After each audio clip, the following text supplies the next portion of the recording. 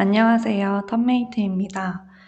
오늘은 제 개인적인 얘기를 좀 해보려고 합니다. 제가 사실은 평범한 워킹맘이자 작은 사진관의 대표였는데요.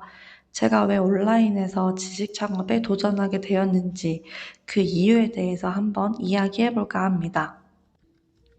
지금 제가 있는 곳은 공유 오피스예요.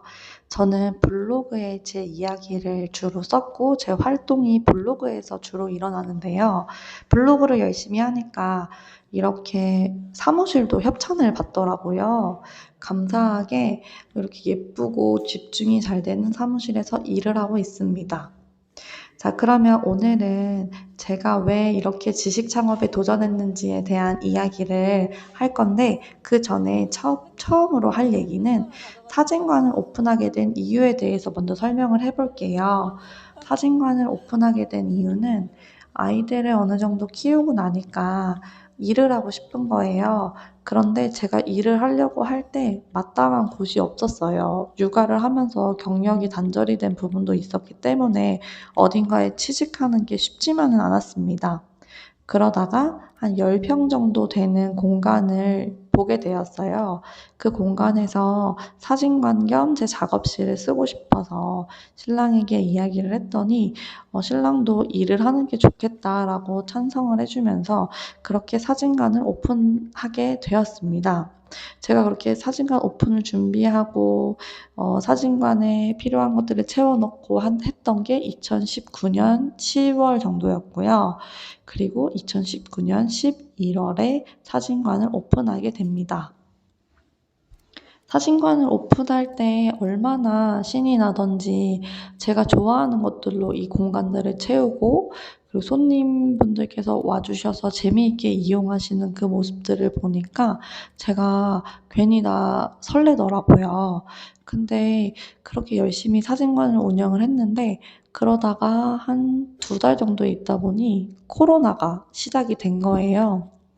저는 코로나라는 게 올 거라고는 전혀 예상을 하지 못했기 때문에 모두가 다 예상을 하지 못했잖아요. 그래서 코로나 그래 이렇게 하다가 없어지겠지라고 생각을 하고 좀 사라질 거야라고 생각을 했었는데 그게 사라지는 게 아니라 점점 심해지더라고요. 점점 심해지는 코로나 때문에 이제는 워크인으로 손님을 받을 수는 없고 100% 예약제로 돌리게 되었습니다. 사진관을 오픈한 지 몇 개월 되지 않아서 예약제로 변경을 하다 보니 매출에도 분명히 타격이 있었어요. 그때 제가 생각했던 것은 내가 통제를 할 수 없는 상황이 생길 수 있겠구나라는 건 1차적으로 알게 되었습니다.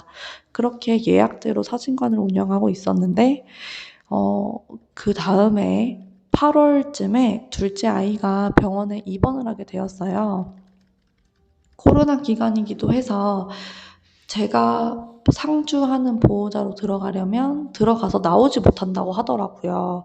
그래서 예약을 주셨던 고객분들께 연락을 돌려서 제가 제 손으로 직접 예약을 취소하게 되는 상황까지 온 거죠. 이때 이날 밤이 아직도 생각나는데 그 밤에 약간 제가 멍을 때리면서 '내가 언제까지 오프라인을 할 수 있을까?'라는 생각을 하게 되었어요. 그러다가 문득 원래도 알고 있었던 블로그고 한 10년 정도 썼다 안 썼다, 썼다 안 썼다 했던 그런 블로그인데 그날 유독 블로그로 돈을 버는 사람의 이야기를 보게 되는 겁니다. 아 내가 통제 불가능한 환경이 오더라도 그래도 지속 가능한 일을 하려면 그건 온라인에서 할 수 있겠구나라는 걸 생각하게 됐습니다. 그래서 온라인에 블로그를 다시 한번 도전해보자라고 생각이 들어서 블로그를 다시 개설을 하고 1년 정도의 시간을 들여서 블로그를 위한 공부도 하고 마케팅 공부도 하고 책도 읽고 그리고 이 블로그에서 제가 잘하는 내용들로 꽉꽉 채워 넣어가지고 블로그에 글을 채워 넣기 시작했어요.